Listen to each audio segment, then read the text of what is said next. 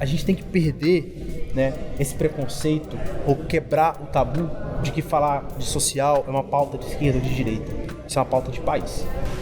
Tem a frase que Zé sempre erra no começo, é o giro semanal, o gabinete compartilhado. Pode ser.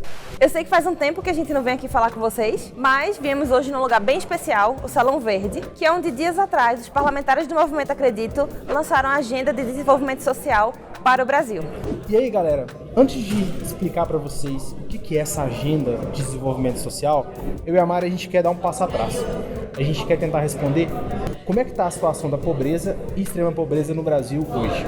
Para começar, a gente está saindo da segunda maior crise econômica da história do nosso país. E a gente já bateu mais de 13 milhões de desempregados. Essa crise econômica que a Mari comentou, ela atingiu mais fortemente as pessoas mais vulneráveis, as pessoas que mais precisam. Como é que a gente consegue provar isso? A gente pode olhar para as evidências em relação ao número de pobres e extremamente pobres. De acordo com o IBGE, você é considerado extremamente pobre quando a sua renda mensal é menor que R$ 145. E você é considerado pobre quando a sua renda mensal é menor do que R$ 420. Galera, nos últimos 3 anos, o Brasil aumentou em 15 milhões o número de pessoas pobres, extremamente pobres. Isso equivale a 3 Dinamarcas. Para vocês terem uma ideia, a cesta básica mais barata do Brasil, em Aracaju, ela custa R$ 328. E a cesta básica mais cara do Brasil, em São Paulo, custa R$ 470.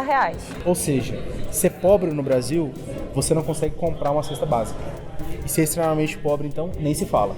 Mas só falar de pobreza não é o suficiente. O Brasil é um país pobre, mas além de ser um país pobre, ele também é um país desigual.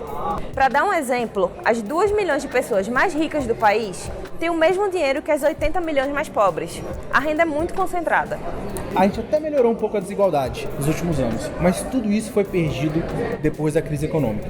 O Brasil continua sendo um dos países mais desiguais do mundo. A gente tem visto que o foco do governo tem sido economizar. E tudo bem, tá certo, a gente tá saindo da crise e precisa economizar. Mas a gente não pode deixar de lado a questão social. São em períodos de crise onde as pessoas mais precisam de assistência.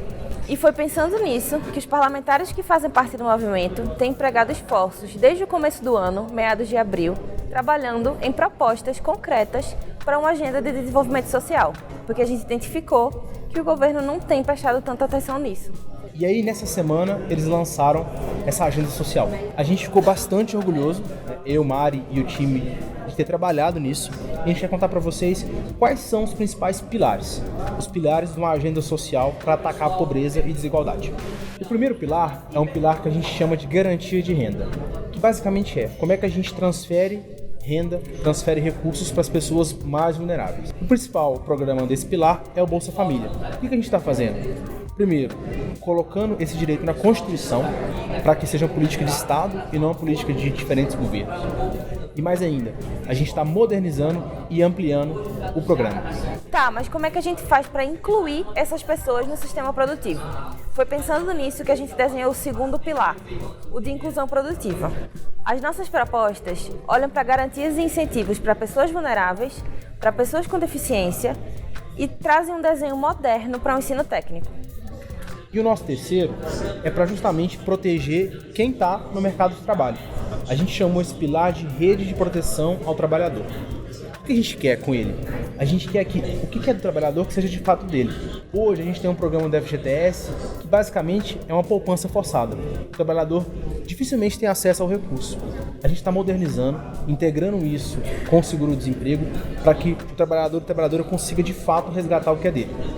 O quarto pilar trata de água e saneamento.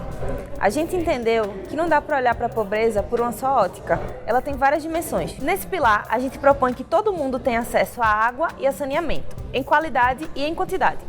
E aí, para fechar, o que a gente fez? A gente lembrou e se espelhou que quando a gente está falando de dinheiro da área fiscal, existe uma lei que é a Lei de Responsabilidade Fiscal.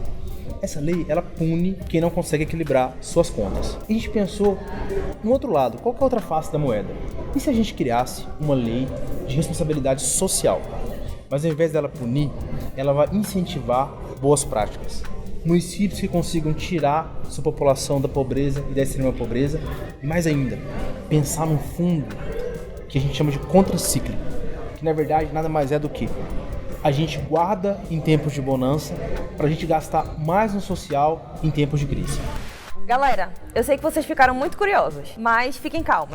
Nas próximas semanas, a gente vai mostrar pilar por pilar, detalhe por detalhe, para vocês. A gente aguarda vocês nos próximos vídeos. Abraço!